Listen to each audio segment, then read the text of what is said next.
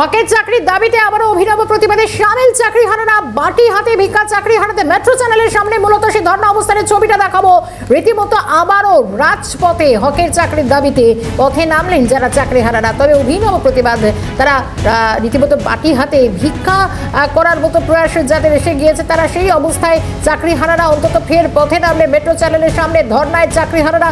তাদের সেই ছবিটা আমরা তুলে ধরার চেষ্টা করব। ঘটনায় প্ল্যাকার্ড ঝুলিয়ে হাতে বাটি নিয়ে সরাসরি এই মুহূর্তে আমি তাদের সঙ্গে কথা বলার চেষ্টা করবো। দীপাঞ্জনা রয়েছেন আমাদের সঙ্গে। দীপাঞ্জনা, অভিনব প্রতিবাদ, হাতে প্ল্যাকার্ড নিয়ে বাটি হাতে ফের নতুন করে পথে নামলেন চাকরিহারারা, কি বলছেন তারা?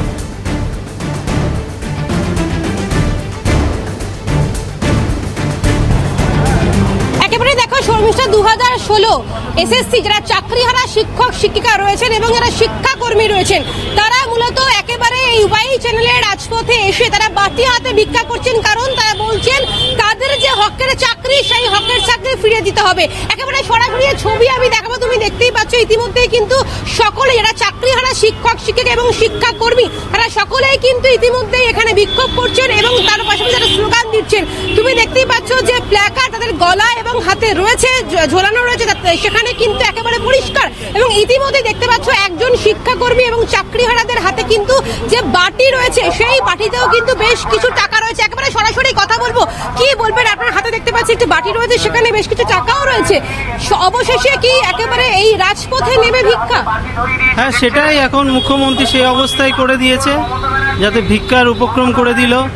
মুখ্যমন্ত্রী আমাদের অনেক ভরসা দিয়েছিল যে 2 মাস কষ্ট করো, তারপরে তোমরা সামনে 20 বছর ভালো থাকতে পারবে, কিন্তু তার প্রতিশ্রুতি তো এই অবস্থায় কোনো আর দাম দেখতে পাচ্ছি না। কি বলবেন ইতিমধ্যে কোন কোন দাবি? ইতিমধ্যেই দেখা যাচ্ছে 2016 যে প্যানেল বাতিল করা হয়েছে, বিভিন্ন জায়গায় প্রতিবাদ করছেন, বহুবার মুখ্যমন্ত্রী মমতা বন্দ্যোপাধ্যায়ের কাছে গেছেন, আদৌ কি কোনো সুরাহার পথ দেখতে পাচ্ছেন? এখনো পর্যন্ত যা অবস্থা, উনি আমাদের সঙ্গে একবারও সামনাসামনি সাক্ষাৎ করতে সম্মত হননি।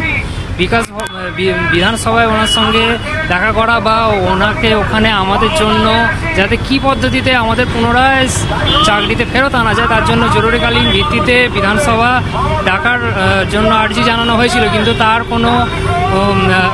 কোনো আশ্বাস হোক বা তার কোনো রিপ্লাই তার কাছ থেকে এখনো পর্যন্ত পাওয়া যায়নি। আর আমাদের মূলত যে 3, 4, 5টা মূল যে দাবি ছিল, দীপাঞ্জনা, পরবর্তী ছবিটাও আমরা জানবো এই মুহূর্তে। ধন্যবাদ জানাই, সঙ্গে ছিলেন দীপাঞ্জনা।